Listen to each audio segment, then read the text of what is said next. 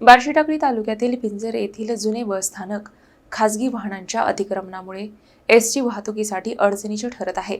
यामुळे प्रवाशांची गैरसोय होत असून वाहतूक पोलिसांची नियुक्ती करण्याची मागणी नागरिकांनी केली आहे।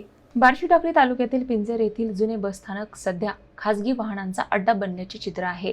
अवैध प्रवासी वाहतूक करणारे ऑटो, काळी पिवळी वाहने, ट्रॅक्टर, ट्रक आणि इतर खासगी वाहने बसस्थानक परिसरात तासनतास उभी राहत असल्याने एसटी बस चालकांना बस वळविण्यासही अडचणी येत आहेत। परिणामी एसटी बसला बराच वेळ थांबावे लागत असून प्रवाशांची मोठी गैरसोय होत आहे। या प्रकारामुळे वाहतुकीला अडथळा निर्माण होण्याबरोबरच कायदा व सुव्यवस्थेचाही प्रश्न निर्माण होण्याची शक्यता नागरिकांनी व्यक्त केली आहे।